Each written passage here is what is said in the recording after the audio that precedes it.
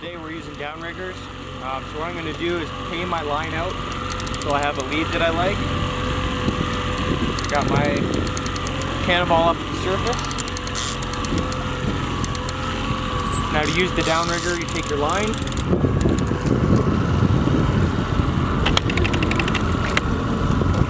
bring cannonball up.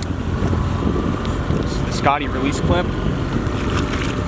Take that, and then with the line, pinch it in the clip, and that's what's going to allow your bait to go all the way to wherever you set it. Now with my bail open, I can use the handle and let the line down. So we're going to take this one to 50 feet.